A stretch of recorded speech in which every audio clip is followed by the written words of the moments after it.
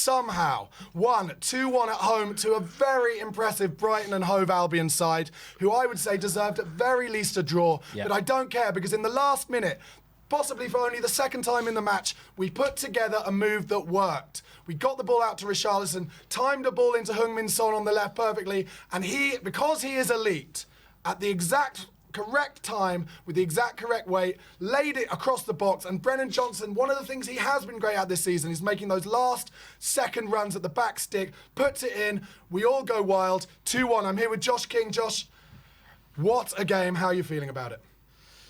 God, I'm so confused right now, because I was ready to tear into the team, tear into the subs. You can still tear into them. No, what I'll say is it just proves having Sonny on the pitch is just so pivotal.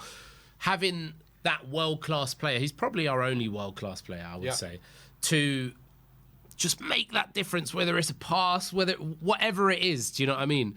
I'm just, I'm so happy that we ground that out, because the main reason I'm so happy that I was willing to take a win by any means, whether we played well or not, is because I do think we will get better as the season goes on, as our players get match fit, as everything gets better, we get used to playing together again, we will get better. So I'm happy we got the 3 points on the board.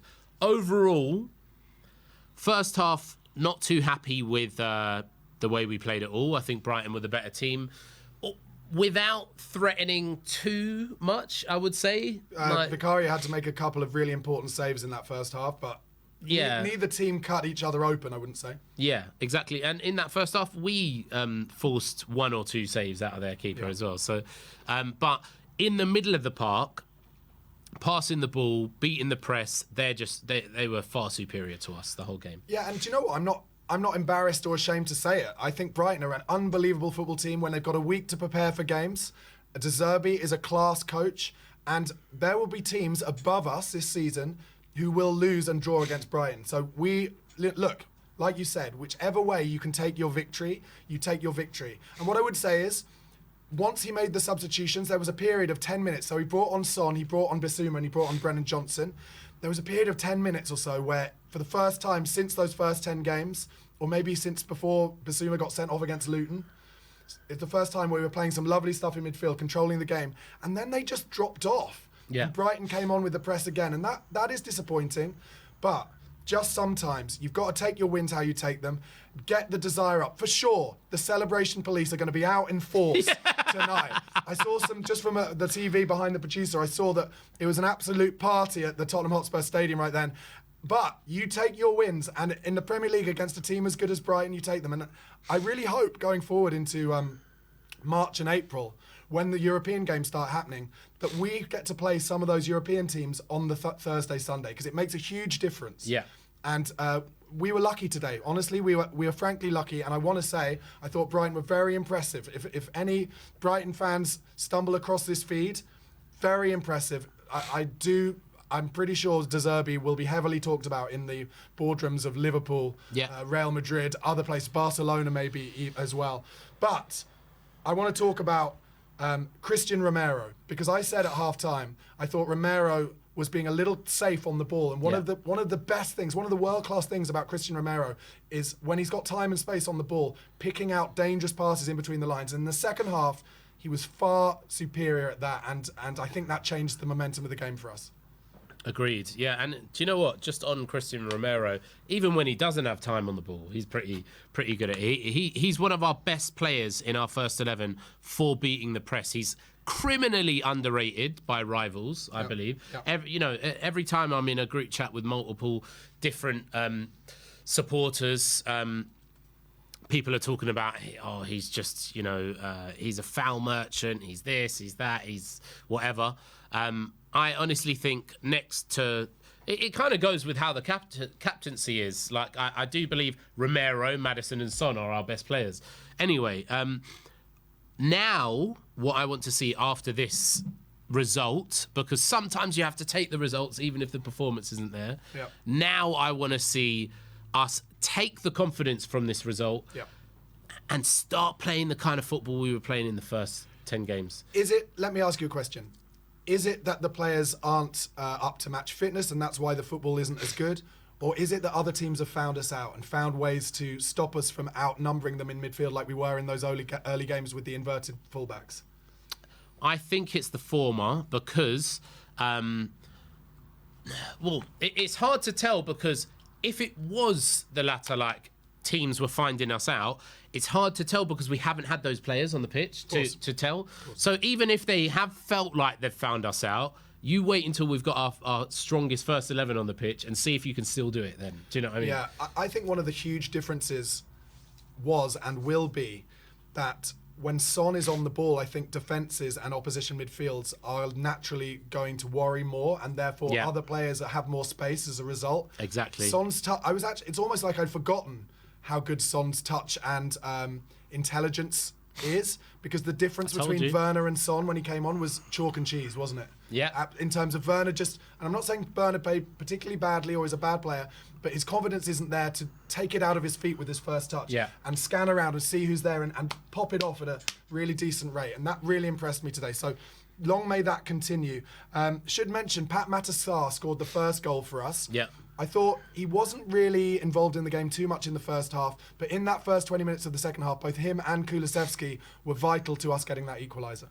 Yeah, and to be honest, I disagree. I do think, I'm not going to say he was the best player on the pitch, but there was a 5-minute period where I thought that in the first half, I'm talking about here, where I thought that Sarr, I was like, do you remember I said to you, I think Sarr's been our best player. Okay. Because, no one else was finding little sharp passes around the corner and doing things. He was the most involved in beating the press anyway. I think I just felt that he was being bypassed by other players more. But, sometimes you see the first 5-10 minutes of a game and you've got in your head something exactly. and then you don't lose it. So. And I agree with that, by the way, in the but then in possession, he was the least likely to lose it out of the midfielders. Oh, right, yeah. Would you agree with that? Yeah, I think so. I mean, especially, I was going to bring us on to this next, actually. Yeah. Bentancur, I thought, had a bit of a harrowing first half. Yeah. Should say, in the second half, a little bit of bravery from him was responsible for getting the ball to Kulusevski, who set up Sarr for his goal. So we have to give him that. But Bentancur is, I think, struggling to kind of get back up to speed after his injuries at the moment. And it would be interesting to see if he starts. It wouldn't surprise me at all if against Wolves at home in the next game, which will be another difficult game, because I really think Gary O'Neill tactically is very sharp. Yeah. But it wouldn't surprise me if he goes back to that original 10-game mix of Sarr, Maddison, and Sarr, Maddison, and Basuma. Of course. Who Basuma came on and did Basuma things. I thought he was good. Yeah, I thought he was good. Tell me more about Bentancur then. Funny thing is, I actually think Bentancur might be the right play for the next game, just because I don't think they're going to be pressing us the same way that Brighton did. They'll drop off a bit more. Yeah, and what I wanted to say about today's game as well is we are not going to find many teams in the league that actually beat the press better than Brighton. No. There's, you got City, Liverpool, Arsenal, whatever, that all are more dangerous. Mm-hmm. Yeah. City can beat the press better. I think Brighton are right up there, probably in the top 3 teams in the league for beating the press. So when it comes to actually dominating that midfield, I'm not going to put too much on us today, and I'm just going to be happy with the result, and I'm going to trust in Ange to get it right next time. But Son has to start next game. Of course. I think there's another thing as well, is that there aren't any other teams really who Tottenham are expected to beat at home. Yeah. Who will come out and control the game the way Brighton did. Exactly. And the way that they press us. Exactly. And that's where Brighton are performing way above their station, really. And for the last couple of years have performed way above almost like their size as a club or their expectancy. Yeah. And therefore they can come to these places, play their natural game, and still be the underdogs. Yeah. Which is a lovely feeling to be able to play your football. Whereas if Liverpool come to Spurs or City come to Spurs or even Arsenal come to Spurs, we're the underdogs, really. Yeah. And so therefore less of that pressure is on us. Yeah. And it's reflected in the games, like when we've played Liverpool at home. I feel like we played well. Do you know what I mean? Because we had that underdog mentality, but we're not afforded that against Brighton. It's kind of like the crowd is on top of us when Brighton are out passing us. Yeah, do you know what exactly. I mean? And that's But almost from who Brighton are as a club rather than the reality of how good they've been in the last 18 months, 2 years. Yeah. So just coming to the end of this, I'm going to ask you, to give your man of the match today. Tottenham Hotspur man of the match, Josh. God, what a tough one. For the second half performance, a lot of people will probably disagree with this, but I'm going to have to give it to Romero, I think. Yeah. Just because I feel like he was instrumental in the way we beat the press, the quick, clever passes, and I feel like it started from the... It's so interesting how it starts from the back when we improve. We're worrying about scoring goals, but Romero is instrumental to that. Do you know what I mean? Yeah. How we play out from the back is instrumental to how we score goals. But Yeah, and just because you've mentioned the centre-half, I agree, I think Romero played brilliantly, but also I think Van der Ven is just so absolutely vital to the way we play, because the amount of times where he sweeps up behind our back line and enables us to, get it back to Vicario and start again. And in games where, like you said, hopefully starting with the Wolves game, in games where we're not being pressed as high, that will enable us to control the game a lot more, and that's what I'm expecting more of in the next 2 games. Wolves at home, Crystal Palace at home. I started this feed a few hours ago by saying I felt Brighton was the absolute key game towards the rest of our season. I felt if we can win against Brighton, then we can win against Wolves and we can beat Palace, even though I think Wolves will be very difficult and Palace will probably have a new manager. But I think we can get those 9 points. I think every chance. But yeah. I think we can get those 9 points, and then we've got Villa away. And in that Villa away game, we will be the underdogs. And it wouldn't surprise me if we are able to go there and really show them a difference between us. Anyway, I don't want to run before we can walk. We've got a massive 3 points today. We were lucky to get it. Yeah. But were Everton in some way lucky to get a last-minute equaliser against us? Yes, they were. Yeah. And were we to some degree lucky to beat Brentford 2-1? They played pretty well. Yes, we were. And frankly, out of those 3 games, we've taken 7 points. Yeah. If we'd have drawn those 2 games, the last 2, we'd be on 5 points. Yeah. So it's been successful 3 games. Let's go into the next 2 games positively